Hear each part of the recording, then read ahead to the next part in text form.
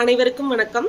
இன்று புத்தக அறிமுகத்தில் நாம் பார்க்கக்கூடிய நூல் என்னவென்றால் பொன் துகள்கள் என்னும் சிறுகதை தொகுப்பு புத்தகம். இதனுடைய நூல் ஆசிரியர் யார் என்று பார்த்தால் இவர்கள் பெயர் கடலூர் இளம் மாலதி அவர்கள். இவர்களை பற்றி சொல்ல வேண்டும் என்றால் இவர்களுடைய படிப்பு டிஃபார்ம் MA MPhil, 20 ஆண்டுகள் கல்வி பணியில் பணியாற்றி வருகிறார். மாணவர்கள் படிப்போடு பிற கலைகளும் கற்று நல்ல மனிதனாக மெருகேற்றி ஒழுக்கத்தை ஏற்படுத்துதான் இவருடைய எண்ணம் என்று நூலில் குறிப்பிட்டுள்ளார். நூலின் அமைப்பை பற்றி பார்த்தோம் என்றால் நூல்களின் பக்கம் 118 பக்கம் உள்ளன. இதனுடைய விலை 130 ரூபாய். சமர்ப்பணம்: கடலூர் இளமாலதி இந்த புத்தகத்தை தனது அம்மா அவர்களுக்கு சமர்ப்பணம் செய்கிறார். அவர்களுடைய அன்னையின் பெயர் திருமதி செல்வி இளம் வழுதிக்கு சமர்ப்பணம் செய்கிறார்.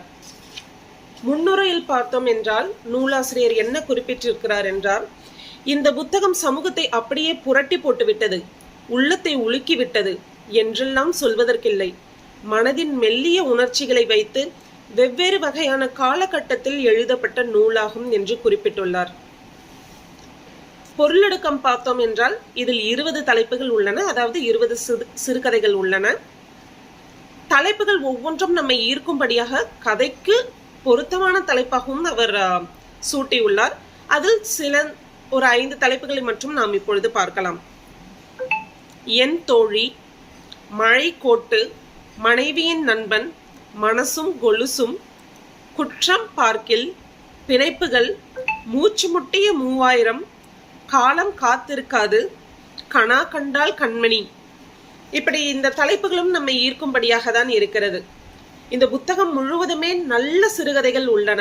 அதுவும் பெண்களுக்கு தன் அண்ணியுடன், தன் மாமியாருடன், தன் அம்மாவுடன், தன் பெற்றோர்களுடன், தன் நண்பனுடன், தன் பள்ளி தோழியுடன், இப்படி அந்த பெண் தனக்கான உறவுகளுடன் ஏற்படக்கூடிய மெல்லிய உணர்வுகளையும், மெல்லிய விட்டு கொடுத்தல், நட்பு, பாசம் போன்ற உணர்ச்சிகளை பற்றி அழகாக இந்த புத்தகத்தில் வெளிப்படுத்தியுள்ளார்.